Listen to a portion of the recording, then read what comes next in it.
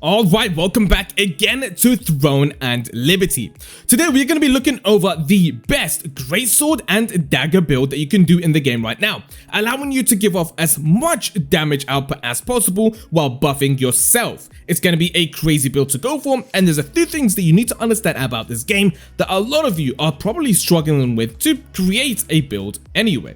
If you guys do enjoy this video, please drop a like down below and subscribe for more Throne and Liberty. To enter the giveaway for 1000 lootings, leave a like and make sure to leave a comment down below because I'll be choosing one of you very soon this week for that win. So first thing is first, let's talk about your skills. This is the most important thing when it comes to a build because it's the first thing that you're going to be doing while playing the game. You are going to be upgrading the skills you are going to be using throughout the gameplay. Now, this is the skill tree we are going to be using. You can copy exactly the skills I'll be using. Obviously, you want to get to level 50 first because some of them can only be gotten by level 50. Now, how exactly is this build going to work? Now, I've put it in a way where from 1 to 6 is how I'm going to be using every skill in order.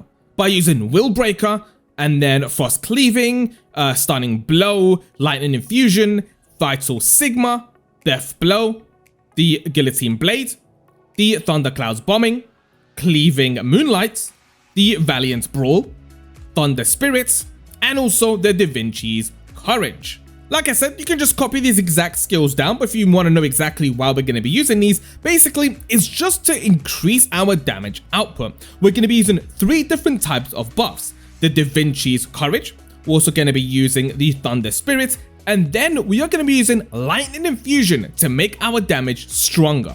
So this is how the buff phase is going to go.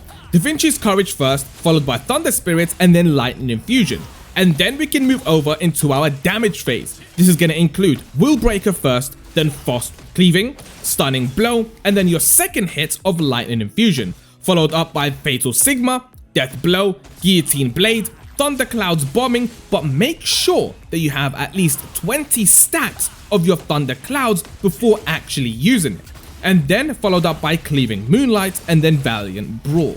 That is how we're going to do this phase, and then it's back to start by using your buffs and then followed up by your damage phase. Now once your buffs do run out, make sure you actually do keep them running by using them once again, just to keep your damage as high as possible.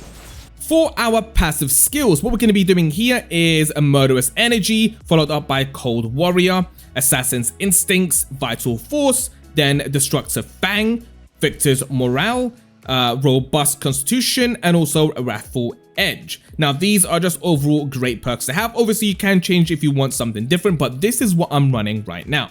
In your skill specializations, this is what you want, okay? So I'll just quickly leave it on screen for you guys right there.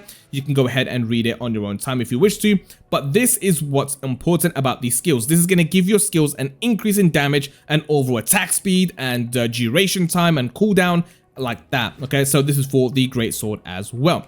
Now if you guys haven't realized yet, some of these perks or skills can actually be changed. So first off, your Guillotine Blade can be changed to a different perk as well, so that is probably why some of these perks may look a little bit different.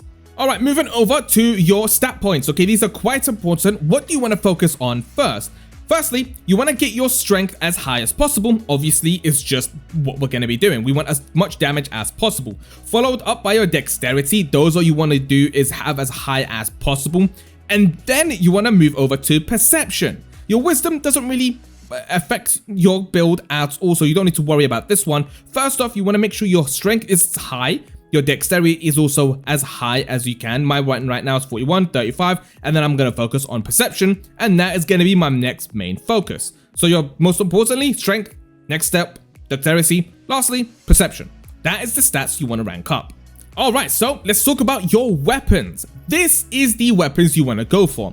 First off is your Broadsword of Resistance. You get this from the campaign. This is going to do amazing work for you because purple weapons are a little bit tricky to get, and I'll show you exactly on how to get them and the ones you need. So make sure you get the Broad of Resistance in the campaign as your main greatsword.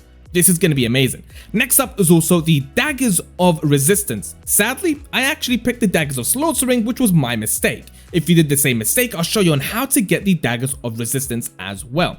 So if you just quickly back out and go into your lithograph book, go into the uncommon section down below, and then just type in daggers.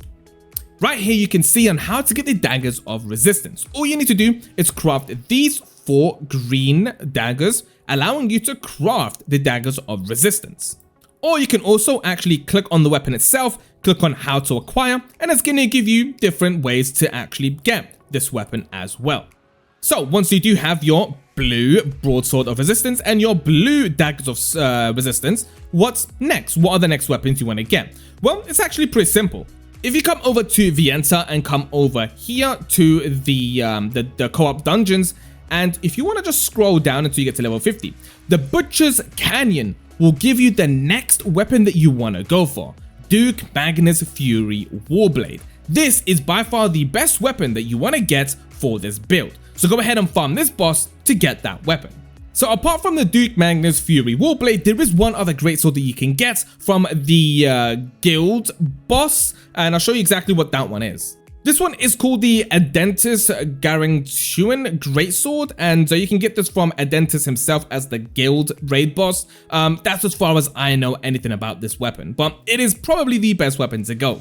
Next up, we want to do for your daggers is go to the Cave of Destruction. These are the daggers that you want to get, the Liquirius Wicked Thorns. These are by far the best daggers you want to go for this build, so just go ahead and farm this boss. He's actually really easy, by far the easiest boss in the game, and go ahead and farm this one. And lastly, it's our equipment and accessories and what we want to use here. Obviously you do have your necklace, your rings, and also your belt. Now exactly how do these things work? Well, some of them actually give you max health, increase attack speed, increase melee speed, increase movement speed, and stuff like that.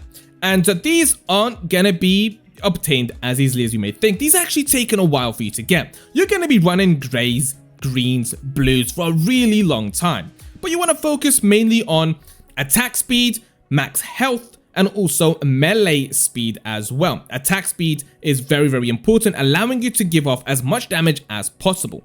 So while you're going to be playing the game, if you're in like early, mid-game / end game, kind of once you finish the campaign, you want to go for a cloak, for example, the Supreme Devotion, which is going to give you critical hit chance, mana regen, and also cooldown speed, and items like also this ring right here called the Amber Dimensional Band. That's going to give you a movement speed as well as +3 and +4 to your dex and strength, which is also going to work amazing. Another one is also the Belt of Endless Slaughter. That's also going to give you max health, your weaken resistance is up to 89, and your damage reduction is up to 12.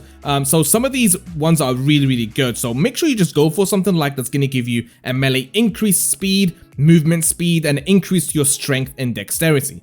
That is what you will focus on your accessories. I'm going to give you guys a screenshot of these are the things you want to go for if you're like mid game, and then this one here is also what you want to go for into your end game. That is the last items you want to focus on. For your weapon mastery, what you want to do for this one is basically just for both weapons, it starts off on the bottom tree and then do the middle tree. That is also for your daggers and for your greatsword as well. Just work on the bottom tree first, get that maxed out, and then head over to your middle tree and then max that one out as well. And overall, that is the build pretty much. It's not really a crazy thing to go after. You can get this build up and running in about, honestly, a few hours of playtime. A lot of these things is basically just leveling up your character. Remember, after completing the campaign, you're already going to be level 50 anyway, allowing you to basically rank up your stat points pretty much a good amount. Next up is the weapons. You can get these from the campaign as well. And then your gear, that's basically just obtained from just playing the game. While you're farming for purple gear in those dungeons, you're also going to be getting your other higher tier weapons and also gear. So that is how you obtain certain items if you haven't already understood on how to play this game. Yes, some items that can be crafted will take you a long time to craft because the materials needed will take a really long time to get. But otherwise, farming your dungeons is probably the best way to go in order to get certain armor pieces. Yes, the RNG is kind of crazy, but these games are built to be played for a really long time. That is the build for this video. I really hope you guys did enjoy. Let me down in the comments how you think this build is working out for you if you are going to try it, and I'll see you all on the next one.